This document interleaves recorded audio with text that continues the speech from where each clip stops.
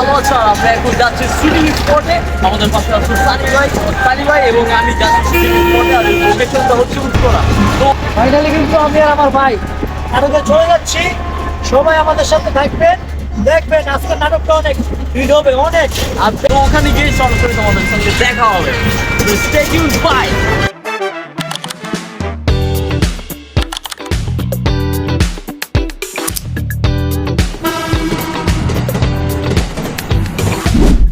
Guys, আমরা এখন আছি 4 নম্বর সেক্টর, 12 নম্বর রোড, 42 নম্বর হাউসে। হাই, আসসালামু আলাইকুম গাইস। ফাইনালি কিন্তু চলে আসছি কোথায়? উত্তরা। এখানে একটি শুটিং স্পট। আমাদের একটা নাটকের কাজ চলতেছে, সো সবাই দেখার জন্য প্রস্তুত থাকেন। তো কিছুক্ষণ পরে আমাদের শুট হবে, তো দেখা যাক পরবর্তীতে কি হয়। অবশ্যই ঈদের আগে রিলিজ হবে। ফাইনালি ডেটটা জানিয়ে দেবো আমার ফেসবুকে।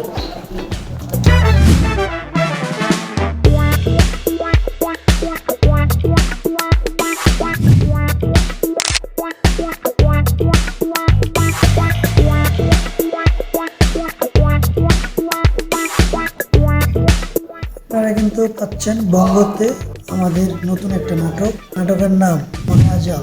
দেখার জন্য সবাই চোখ রাখুন ডন আহমেদ সানির ওয়েবসাইট।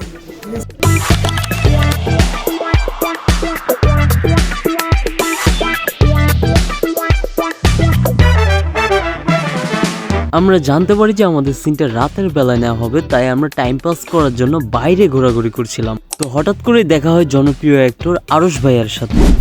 রিসেন্টলি তার নাটকের একটা শুট চলছিল, আর সে আমাদের পাশের হাউসেই ছিল।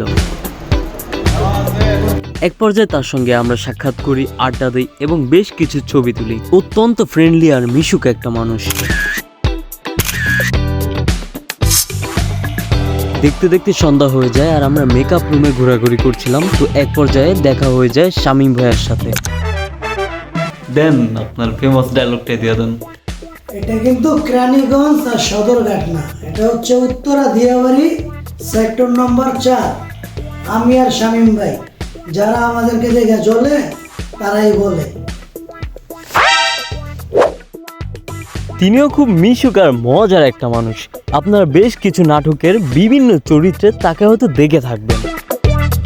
এরপরে আমাদের দেখা হয়ে যায় জনপ্রিয় নায়িকা সামান্তা আপুর সাথে। সানি ভাই ও আমি তার সাথেও বেশ কিছু ছবি তুলে নিলাম।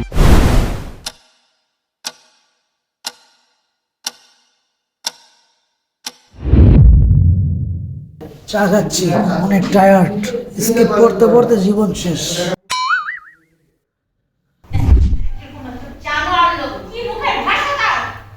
গাইস, আপনারা দেখতে পাচ্ছেন যে নাটকটার শুটিং চলছে এখনো। আর এই শ্যুটটা দিনের বেলায় নয়, রাতের বেলায় নেওয়া হয়েছে। বেশ কিছু হাই পাওয়ারের সফট বক্সে লাইট দিয়ে দিন করা হয়েছে। আর এভাবে রাতের আধারে দিনের শ্যুটগুলোই নেওয়া হয়। আর গাইস, তোমরা যে সাদা শার্ট পরা লোকটিকে দেখতে পারছো, তিনি আর কেউ নয়, ব্যাচেলার পয়েন্টের জনপ্রিয় অভিনেতা শামীম সরকার। আমরা এখন ব্রেক টাইমে আছি, এখন নাস্তা করছি, জানি না কি দিয়েছে, দেখা যাক। আনবক্সিং করবো নাকি। ফাইনালি কিন্তু সন্ধ্যার নাস্তা চলে আসছে, সো দেখতেই পাচ্ছেন আমি নাস্তাটা বলতেছি। ও মাই গড, ডিম, রুটি এবং শসা, এটা কিন্তু আমাদের নাস্তা। ঠিক আছে, কে কে খাবেন অবশ্যই চলে আসেন। তো অবশেষে আমাদের শ্যুটগুলো নেওয়া হয়। আর এক পর্যায়ে শুটিং শেষে আমরা শামীম ভাইয়ের সাথে কিছু ছবি তুলে নেই। তিনি খুব ব্যস্ত একজন মানুষ, আর নাটকের চরিত্র তাকে যেমন দেখতে লাগে বাস্তব জীবনও হুবহু একই রকম।